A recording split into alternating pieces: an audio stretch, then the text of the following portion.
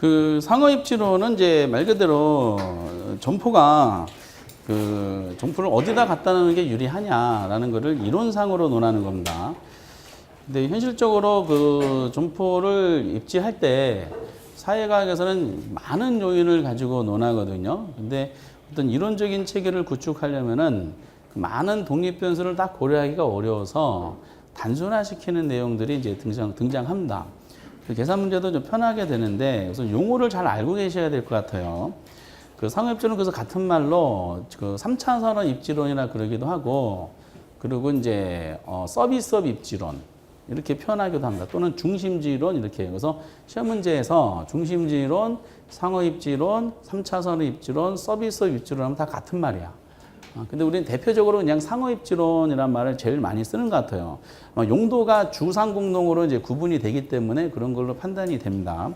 우선은 이제 그 상호입지론 쓰는 용어를 이제 잡는 게 의미가 있는데, 이거를 용어를 체계적으로 정립해 주신 분이 거기 양가르 일본에 크리스탈러라는 분이 계세요. 크리스탈러.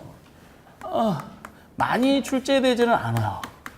크리스탈러. 의 중심지론이다라는 대표적인 이제 목차를 잡아놓고, 크리스탈러라는 분은 독일 분이긴 하지만은 우리나라에서 지금 어디 사시냐고 미리 시험 때까지 아시냐면은 종로 3가에 살고 계세요. 보소상집 아들이야. 너는 크리스탈이야. 라는 식으로 해서 종로 3가는 중심지의 변두리야. 그래서 중심지론이고요. 그가 클까 작을까? 커요. 그래서 크리스탈러. 나중에 이제 거시적 분석이다라고 논리가 나올 겁니다. 다 쓰임새가 있어요. 근데 이제 뭐 자체적으로는 많이 내진 않는데 24회 때 지금 이제 판서애들을 이제 크리스탈러에 대한 중심지론을 거의 한 10년 만에 냈던 것 같아요. 박스 쳐놓고 박스에 보기가 4개 있었고 다음 중 옳은 것으로 묶인 거 이렇게 나왔었거든요. 근데 이제 우리는 이제 그 내용적으로 심화되는 것만 주로 공부하시다가 그 당시 그 문제는 기초적인 용어를 물어봤었어요. 오히려 기초를 냈더니 더 어려워 하신 분이 계시더라고요. 이렇게. 그래서 크리스탈러란 분은, 그 내용상으로 보면 중심지의 형성 과정을 논한 이론이다라고 알아두시기 바랍니다. 다만, 시험에서는 이 중심지 형성 과정에 대해서 그 문제로 내는 게 너무 어려워요. 원형에서부터 정육각형까지 이루어지는 이제 그 형성 과정을 설명하다 보면은 여러 가지 요인들을 언급하는 과정 중에 굉장히 복잡해져서 단순하게 우리는 중심 형성 과정을 설명한 이론이다 정도만 딱 나오고 멈추더라고요.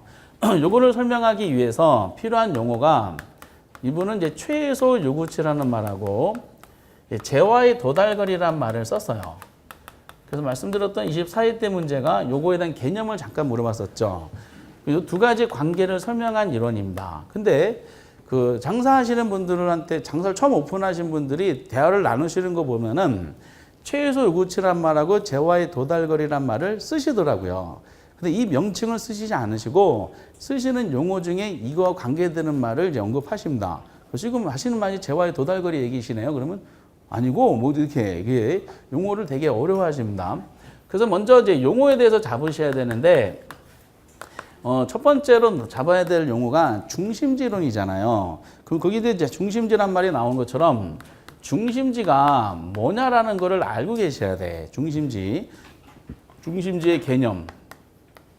이 중심지라는 거를 이제 크리스탈러라는 분의 원소를 보면은 서로 다른 재화를 판매하는 점포들이 밀집되어 있는 장소 이렇게 설명이 되어 있어요.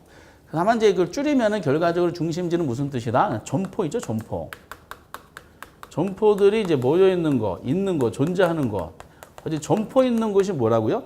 중심지라 보시면 돼. 그리고 이분은 모든 걸 다 계층으로 논했는데 중심지가 점포들이 많이 모여 있는 중심지가 있어요. 점포들이 많이 모여 있는 장소.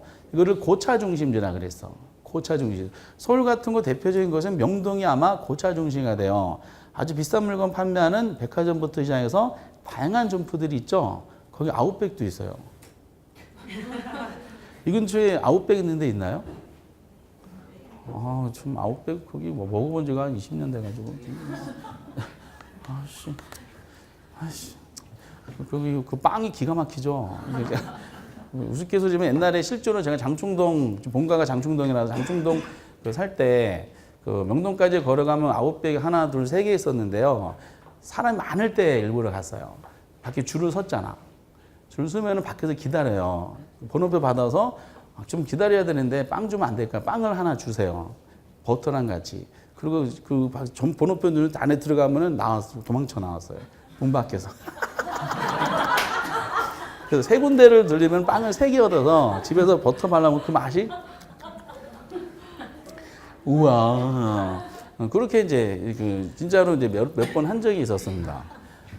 그 돈이 없어서 그 고기까지 못 들어가고 그래서 사람 없을 때는 절대로 하면 안 되고 바깥까지 사람 번호표 받을 때 아휴. 그리고 중심지가 그 무슨 역할을 합니까? 기능이 있습니다. 기능은 이제 배후 지역의 재화나 서비스. 이 재화나 서비스는 이제 상품이라 그랬죠. 재화나 서비스를 이제 제공하는 역할을 이제 중심지다라고 합니다. 결과적으로 중심지를 해석하면은 무슨 뜻이냐?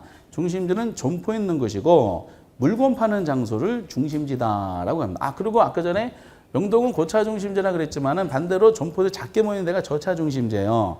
저차 중심지 아마 대표적인 것으로서 아파트 단지 내에 보면은 상가가 있죠. 그게 아마 저차 중심지 아마 해당이 될 겁니다. 이렇게. 그래서 이제 결국 점포 있는 곳이 중심지고 물건 파는 것이 장소가 중심지 역할이다. 결과적으로 경제학에서는 이 중심지를 뭐로 보냐면은 시장으로 봐요. 여기 시장이야, 시장. 이렇게. 그런데 이제 중심지가 물건을 파는 어디에다 물건 판다고 나왔어요? 배후 지역한테 재화나 서비스를 제공한다 그랬죠? 그럼 또다시 배후지가 무슨 뜻인지 개념정의가 나오겠어, 안 나오겠어? 나오겠지. 근데 초창기 때 나오고 지금은 배후지란 말을 당연히 알고 있다라고 가정하고 하더라고요. 배후지란 말을 실무적으로 가장 많이 쓰시는 용어가 아마 상권이란 말을 많이 쓰실 거야. 근데 이제 어떤 분은 대화를 쭉 나눠보면은 상권이라는 사고방식을 이거를 중심지로 이해하시면 계시더라고요. 중심지하고 상권은 다른 논리입니다. 그럼 이제 상권을 분석한다는 것은 결국 배후지를 분석한다는 논리가 나오게 됩니다. 상권 분석에는 배후지 분석. 장사하시는 분들은 이제 상권 분석이 엄청 중요한 그 분석 내용이 됩니다. 어쨌든 이제 배후지에 대해서 분석하는데 요거를 배후지는 무슨 뜻이겠어요, 그러면은? 그렇죠. 그것을 말합니다. 정확하게 알고 계시는데 고객 있죠, 고객. 고객들이 존재하는 것을 우리는 뭐라 그런다? 배후지 또는 그 상권이다 하시면 돼. 그러니까 점포 있는 곳이 중심지고 고객이 있는 곳이 배후지야.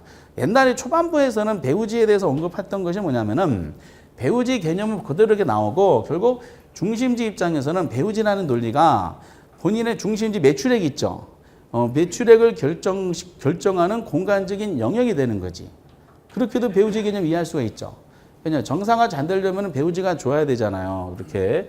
그리고 좋은 배후지 조건을 물어본 적이 있어서 좋은 배후지가 되려면 인구가 많은 게 좋고 소득까지 높으면은 뭐 장땡이겠죠. 이런 논리가 나오고 그 배후지는 고정적이야, 가변적이야. 이 말은 무슨 뜻이냐? 국어인데 고정적이라면 배후지는 안 변한다는 뜻이고 가변적은 배후지는 변한다는 뜻이죠. 두 개 질문 나왔어요. 배후지는 고정적이다, X. 배후지는 가변적이다, O. 이렇게 논리입니다. 배후지는 끊임없이 변하죠. 변하는 모습도 두 가지가 나왔어요. 배후지는 확장이 되는 경우도 있고 배후지는 축소가 되는 경우도 있어요. 여러 가지 이유가 있겠지만은 지문을 간단하게 내야 되니까 배후지가 확장되는 경우에 가장 대표적인 예문으로 교통수단이 발달하는 거야. 교통의 발달은 멀리서도 내 점포를 이용하는 배후지가 생기겠지. 그래서 대형마트에서 배후지를 확대하는 수단으로 배달 서비스 같은 걸 합니다. 그 배달 서비스 하면은 멀리서도 주문하면 갈 수가 있는 거죠. 그런 논리가 나오고 그리고 배후지가 축소되는 경우도 나왔었어요. 배후지가 축소되는 경우는 중심지하고 배후지 사이에 경쟁업자가 출현하는 걸 물어봤었어.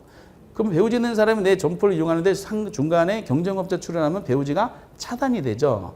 그래서 이제 배후지는 확장되는 경우도 있고 축소되는 경우도 있다. 근데 이게 요즘에는 안 내.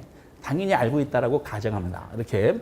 그 다음에 나오는 용어가 그럼 배후지에 있는 고객이 중심지가 제공하는 이런 기능을 향유하려면은 중심지까지 가야 돼, 안 가야 돼?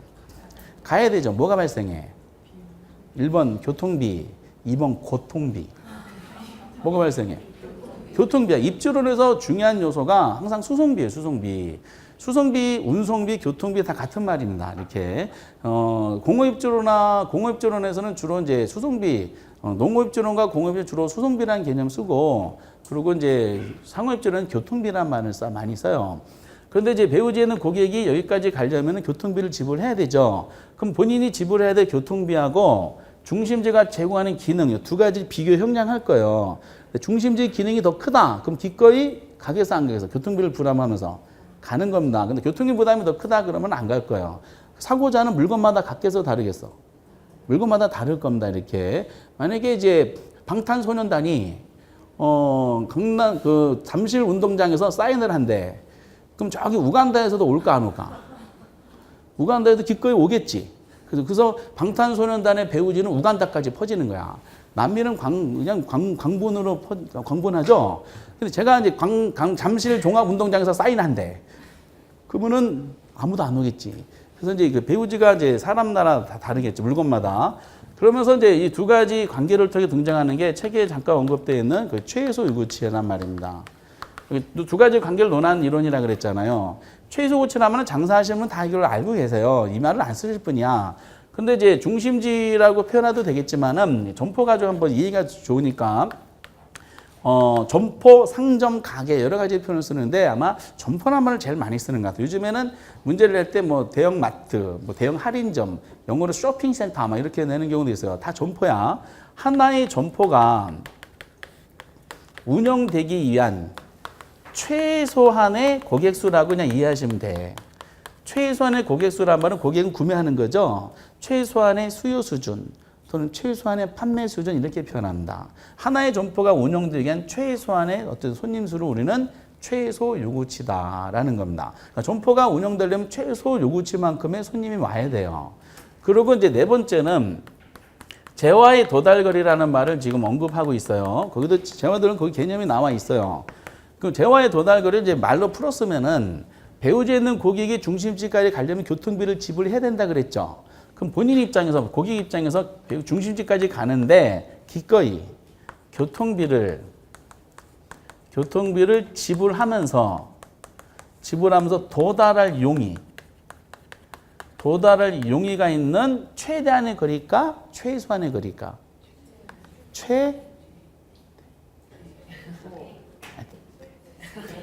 그렇죠. 정확하게 아시네요. 어쩌면 최대한의 최소는 이렇게 되잖아. 이게 최대한의 거리를 우리는 재화의 도달 범위 또는 도달 거리 이렇게 표현합니다. 그럼 두 가지 관계를 설명한 이론이 이게 이제 퀴탈러 내용이라 그랬잖아요. 그 관계라는 건 뭐냐면은 중심지, 이거는 이제 책에 다 있어요. 중심지의 성립 조건을 물어보는 거야. 그럼 중심지가 성립되려면, 점포가 운영되려면은 이 재화의 도달 거리가 더 커야 될 것 같아요? 아니면은 최소 고치가 더 커야 될 것 같아? 뭐 어떤 게 더 커야 될 것 같아? 힘들면은 어차피 복글복이니까 힘들면은 에이 모르겠다. 글자 수를 세보세요. 이거 7글자고 5글자지. 어느 게 더 커야지 중심지가 성립이 되겠어? 정확하시네. 야, 도달거리가 요구치보다 커야지 중심지가 성립이 되고, 만약에 요구치가 더 크잖아요. 이 점포는 졸딱 망하게 돼 있어요. 그래서 이제 이거를 원소 기본 수업은 그림이 그려져 있을 겁니다. 그래서 예를 들면 항상 전 식당을 드는데 A라는 식당을 이제 운영하는 사장님이 계세요. 그럼 식당을 운영하기 위한 최소한의 손님 수가 있어야 되잖아. 최소한의 매출액이 발생해야 되겠잖아요. 그래서 이제 이분이 식당을 운영하려면 우선 재료값 벌어야 돼. 간단하게 생각만 하더라도. 그리고 이제 사람을 고용하니까 인건비 벌어야 돼요. 그리고 임대료도 벌어야 되겠죠. 관리비도 벌어야 되잖아. 광고 같은 거 하니까 여러 가지 비용도 벌어야 되죠. 영업금도 벌어야 되고, 그리고 이제 세금 같은 거 내야 돼. 재세금감도 또 벌어야 돼. 그리고 본인의 인건비도 벌어야 되잖아. 본인의 인건비를 이제 마진이라 그래. 경제학적 정상 이윤이라 그래요. 여기까지 벌어야 돼. 이렇게. 그럼 결과적으로 따져보니까 하루에 한 100명 정도가 와야지 식당을 운영하는데 지장이 없다라고 판단한 거야. 100명까지는 그 운영하는데 지장이 없어요. 이 100명이 뭐야? 최소 요구치가 되는 거야.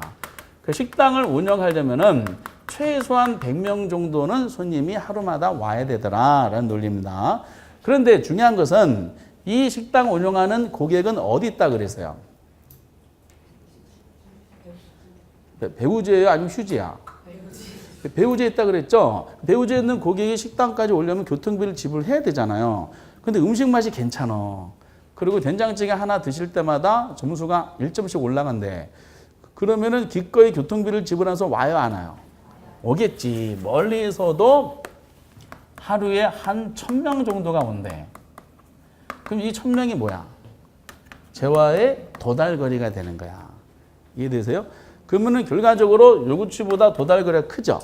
이 비금친 부분만큼이 이 식당 입장에서는 초과이익을 보는 거야.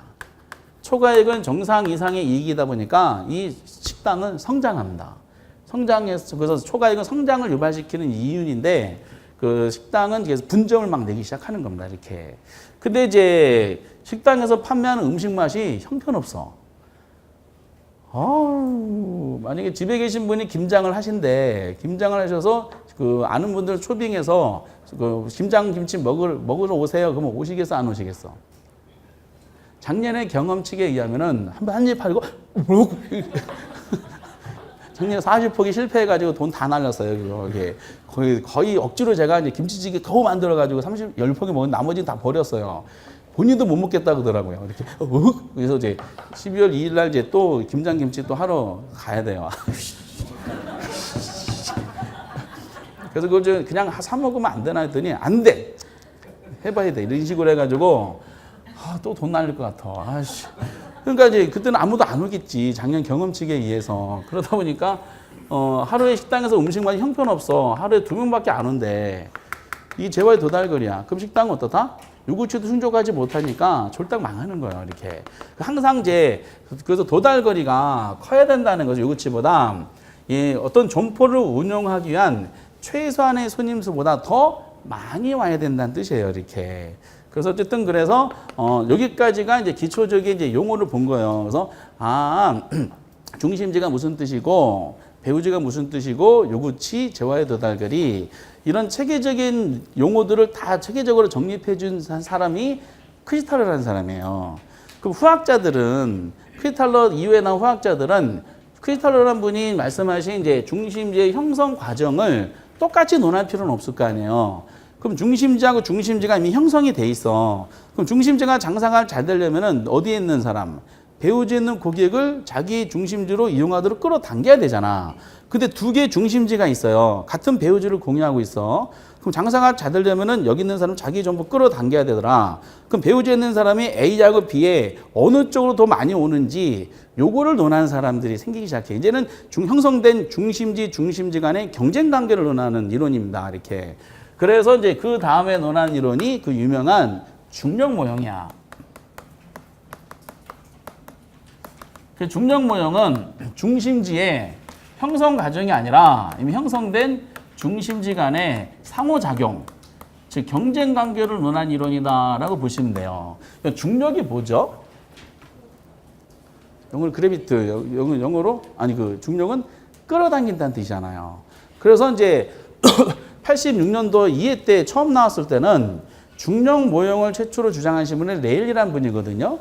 레일리의 소멸력 법칙이 등장하는데 이분은 이제 뉴턴의 만력 법칙 있죠. 자연과학에 나오는 뉴턴의 자연 법칙을 그대로 사회과학으로 이제 원용했다라고 합니다.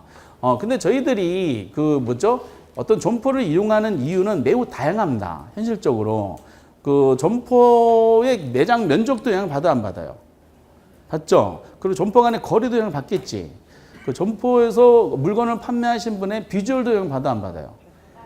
받잖아요. 똑같은 커피숍인데 제가 아주 인테리어 멋있게 해가지고 제가 그 바리스타가 돼서 커피를 판매하는데 옆에 허름하게 공유가 커피를 팔고 있어요.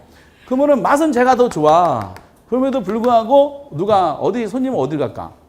공유로 가는 거야, 이렇게.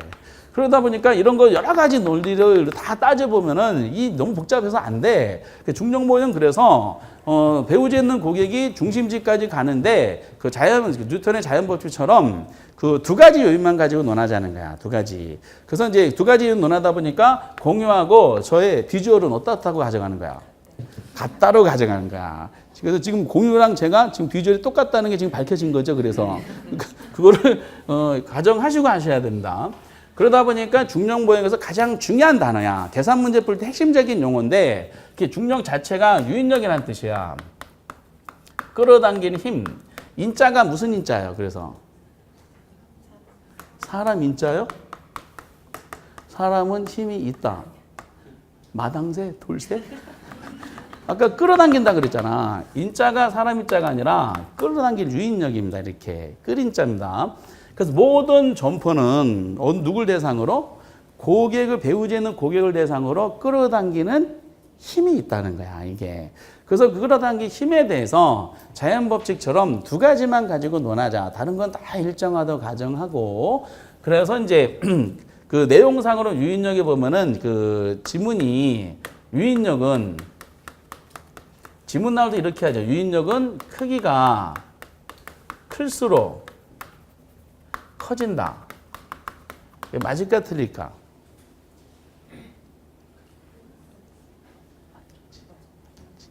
중력은 크기가 클수록 커지잖아. 그리고 이제 거리가 멀어질수록 작아진다.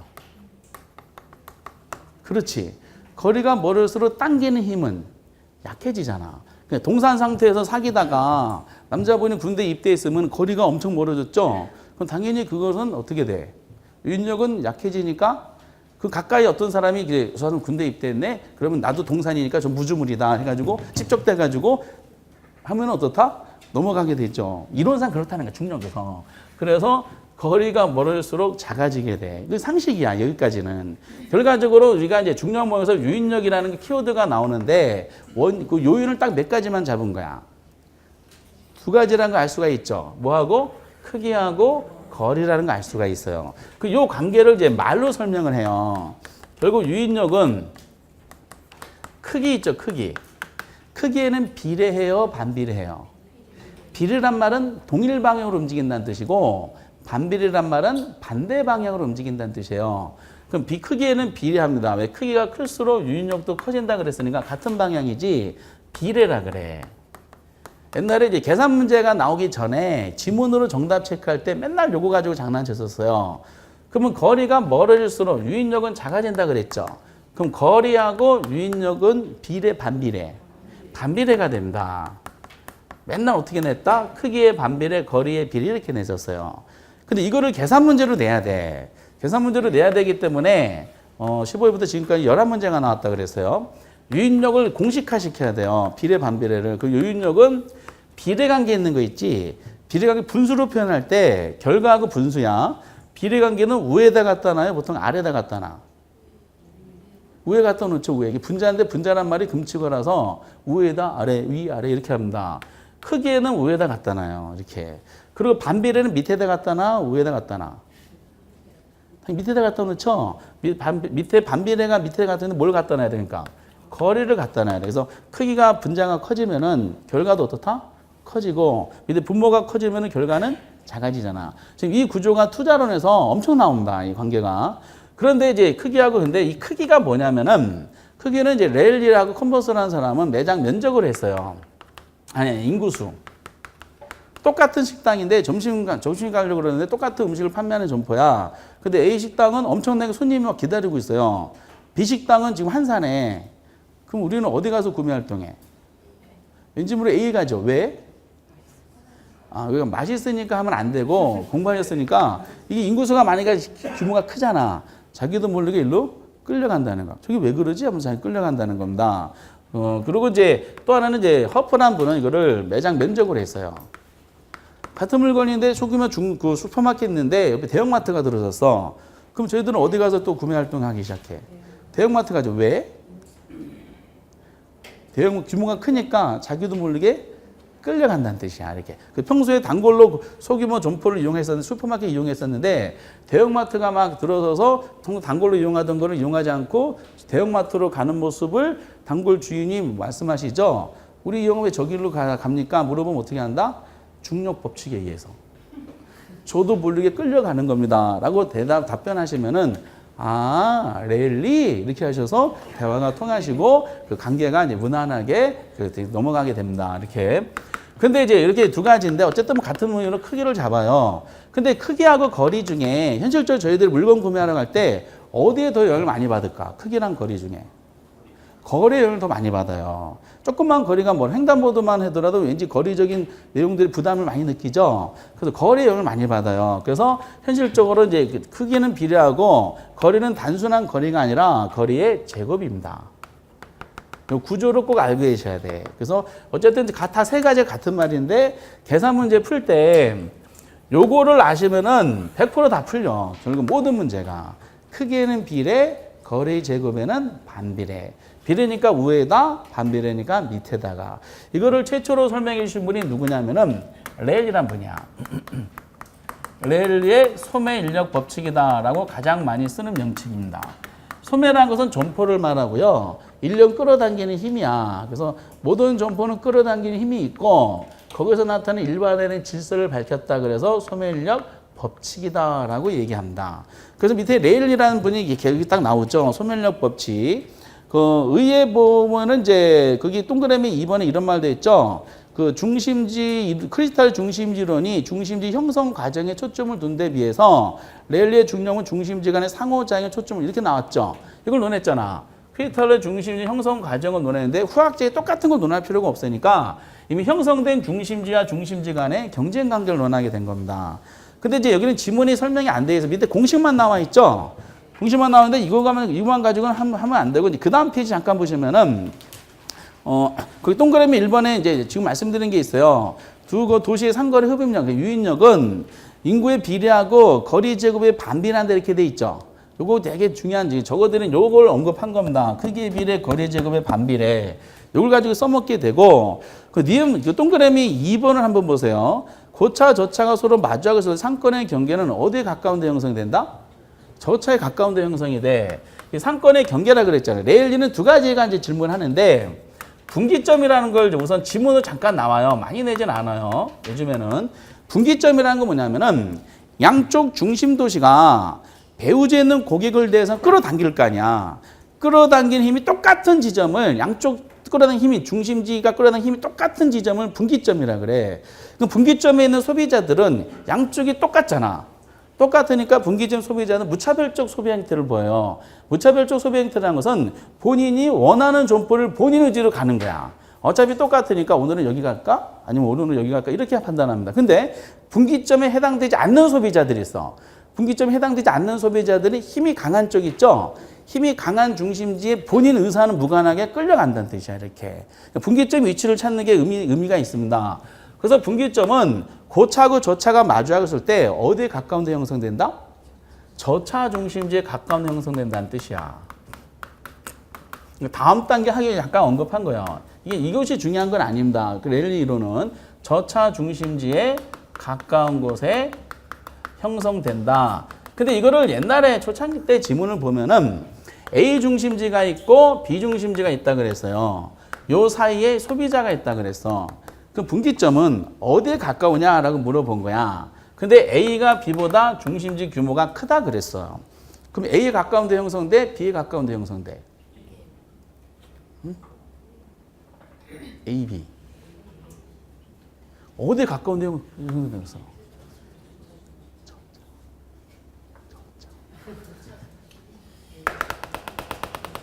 이게 힘이 강하잖아. 규모가 크니까.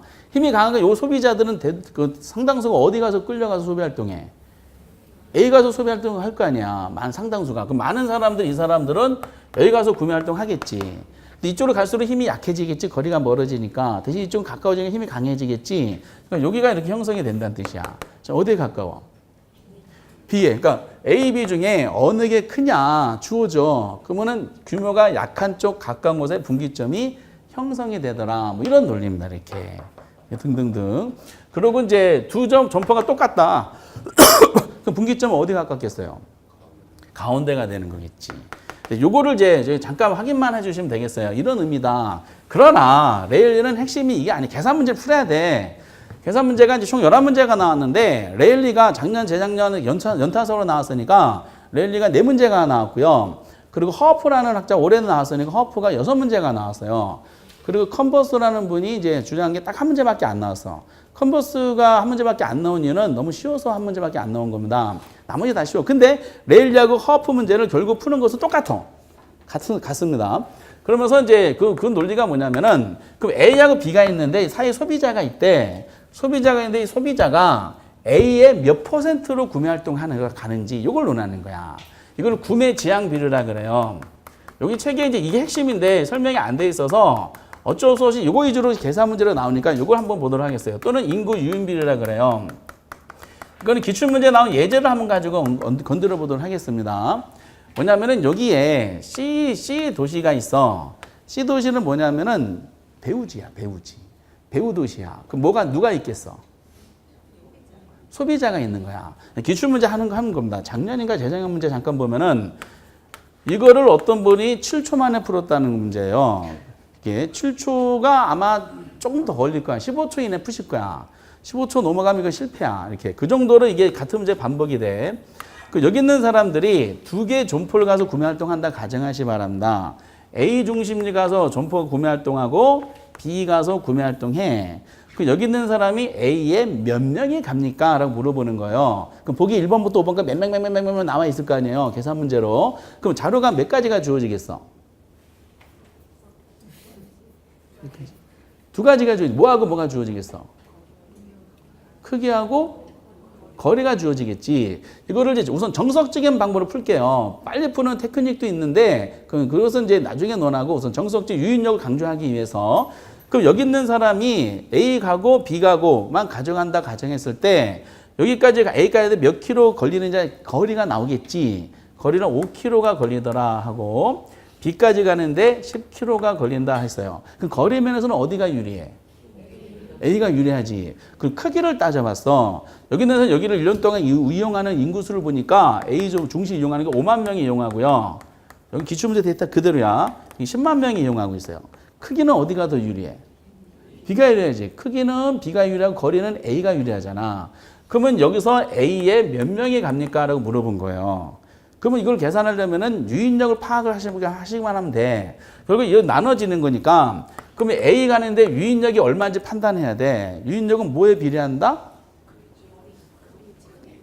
아니 뭐에 비례한다?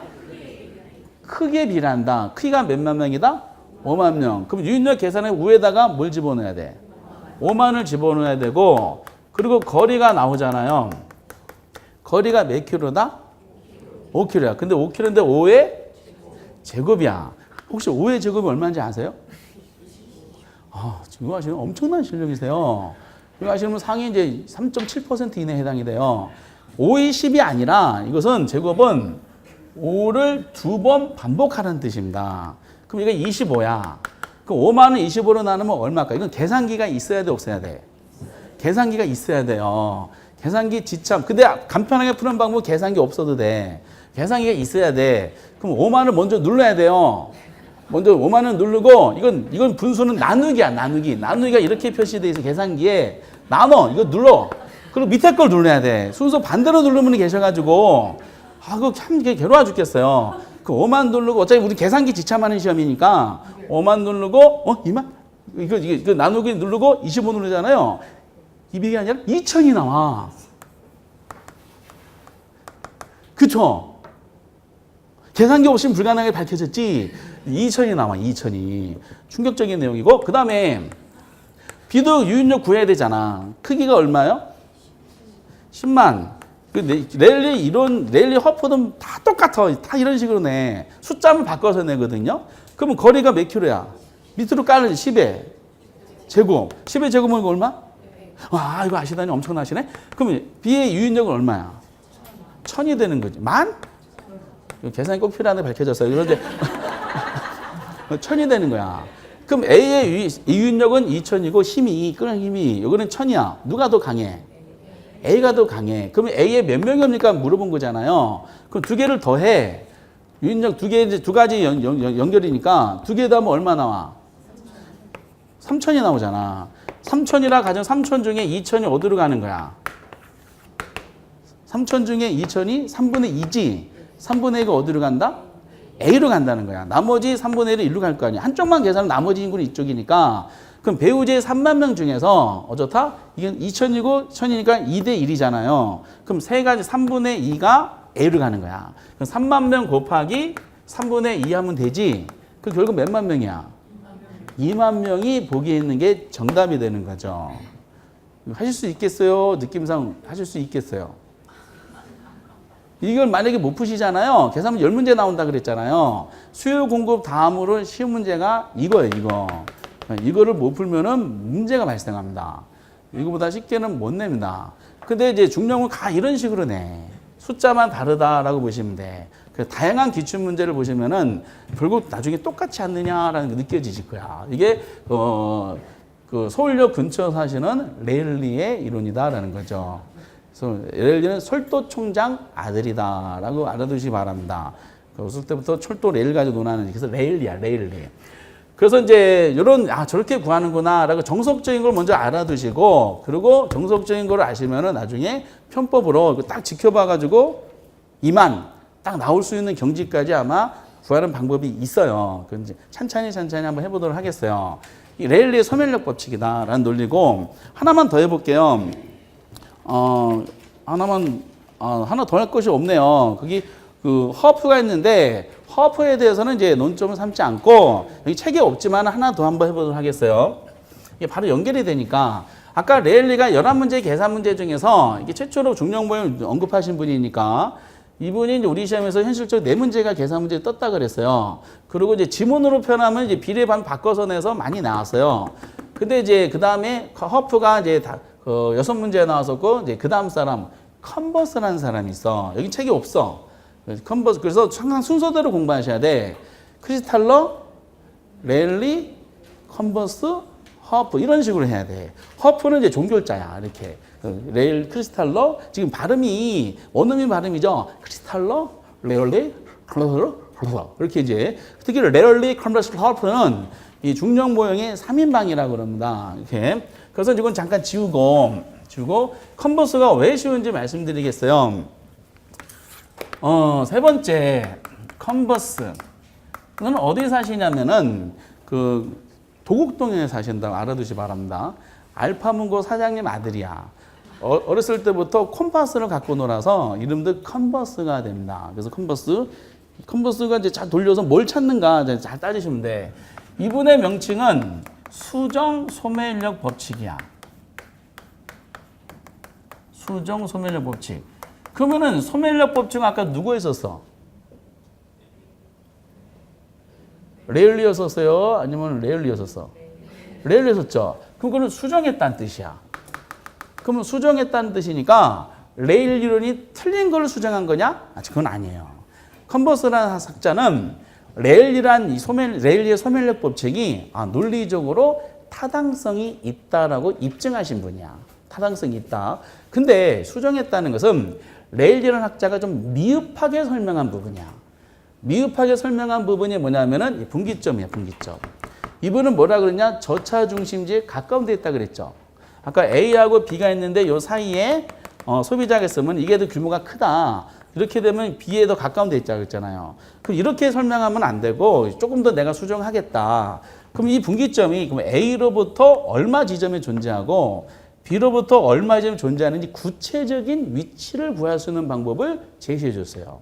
그래서 요거를 첫 번째 부분을 수정한 이론이야. 그래서 컨버스는 뭘 찾는 이론이다? 분기점을 찾는 이론이라서 분기점 모형이다라고 아마 시험 문제 접하실 거야. 기출문제는 굉장히 황당합니다. 그럼 분기점의 위치를 찾기 위해서는 조금 지금은 이제 처음에 충격이겠지만은 나중에 이게 충격이 아니에요. 분기 위치를 찾기 위해서는 컨버스 산식이라는 게 있어. 컨버스 공식.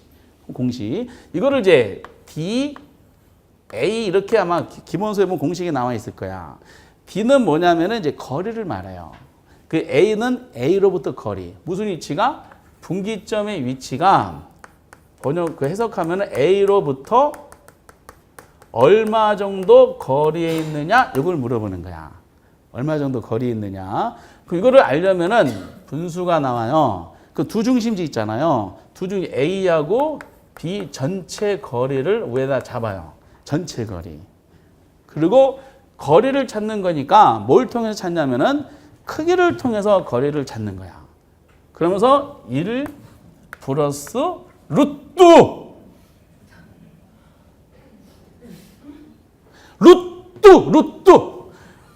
루트인데 루트 안에 뭐가 들어가냐면은 지금 A로부터 찾는 거잖아요. 그럼 문제가 만약에 A로부터 물어봤다 그러면 A를 밑에다가 깔아줘.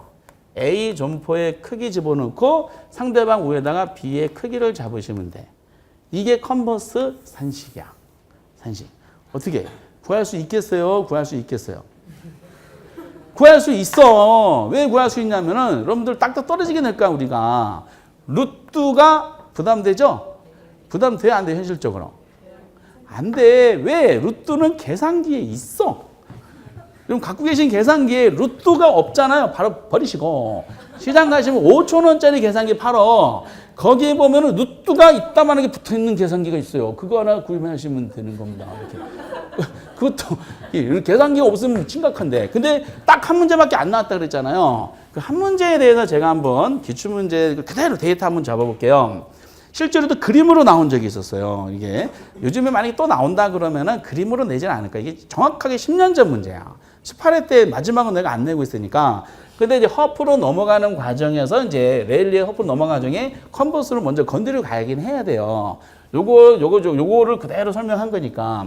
그 당시 어떻게 했냐면은 자료가 A 점포가 있다 그랬어요. A 점포의 매장 규모가 1000제곱미터라 그랬어.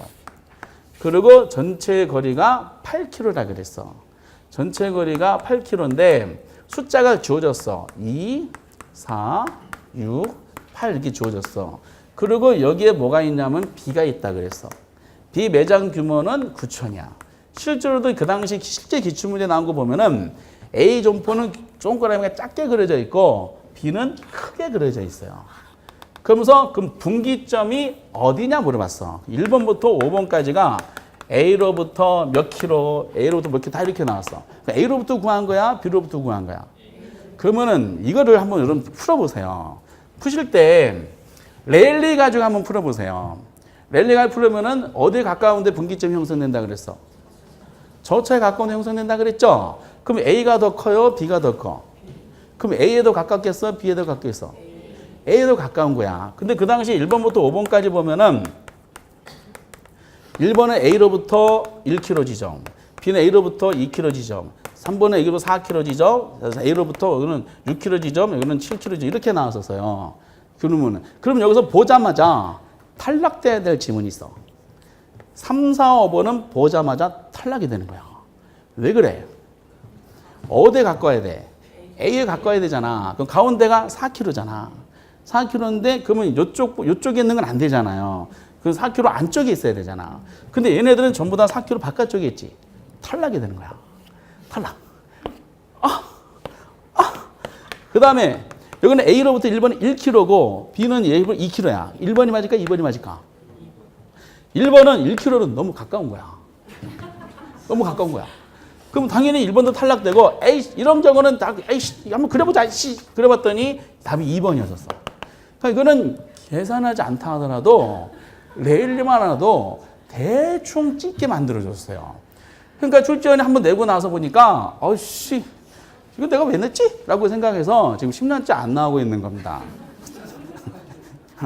그리고 이게 당연히 그 A로부터 2km 지점이 분기점 형성이 돼요, 이렇게. 근데 이제 다 끝나고, 시험 다 끝나고 이제 집에 와서 개인적으로 풀어보셔야 되잖아요. 맞는가? 한번 봤더니, 계산하면 되지. 전체 거리가 몇 킬로다 그랬어요.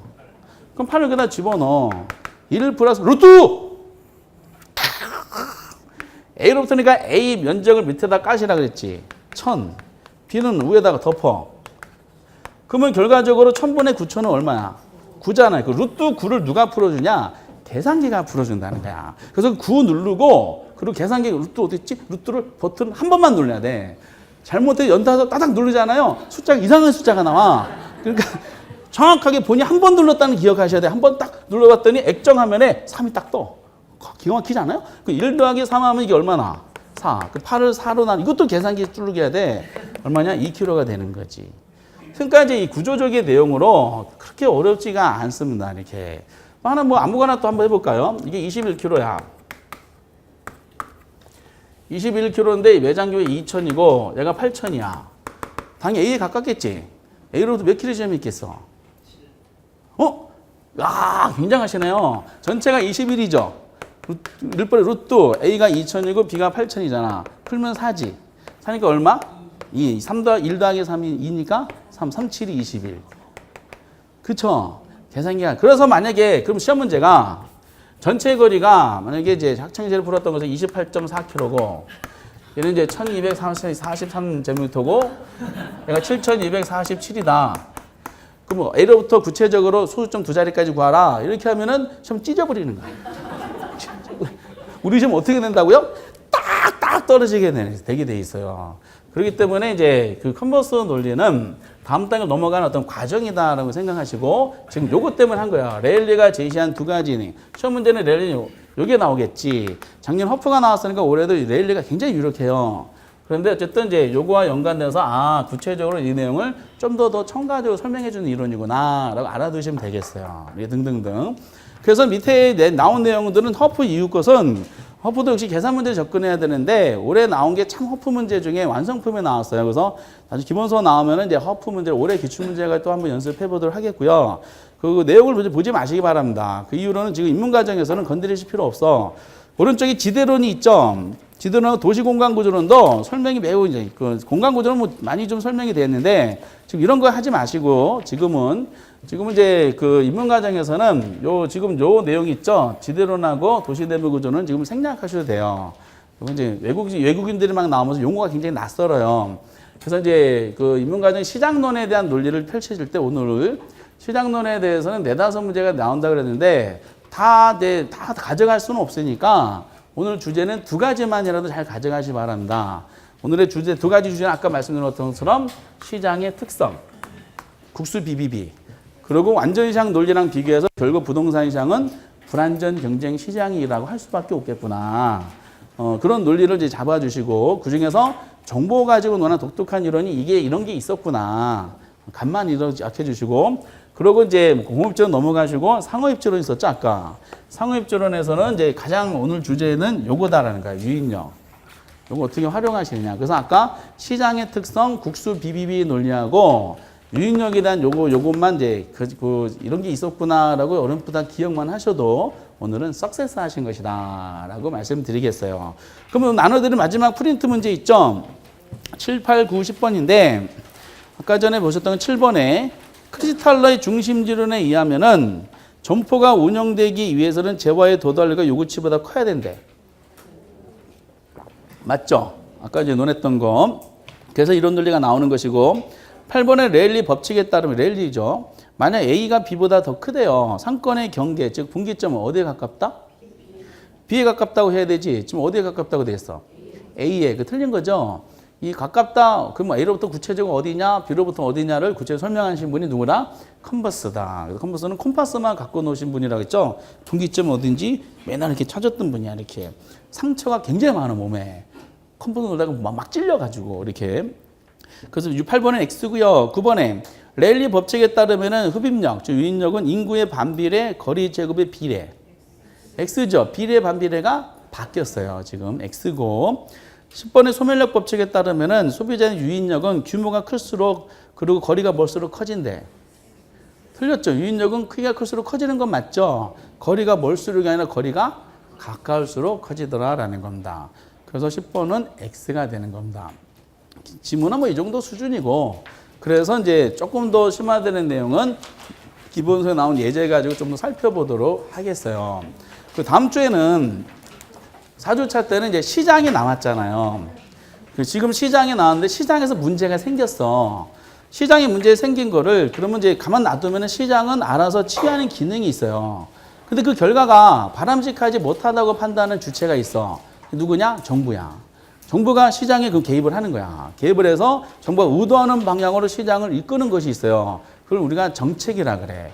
근데 어느 시장에 개입하는 거다? 부동산 시장에 개입하는 거니까 부동산 정책을 논합니다. 그래서 네 가지 주제가 목차로 나와 있는데 네 가지 중 어느 게 중요한지 다음 주에 그 57페이지 정책론에 대한 기본적인 논리를 한번 살펴보도록 하겠습니다. 오늘은 그래서 여기서 마무리 짓도록 하겠어요. 오늘 대단히 수고했습니다. 감사합니다.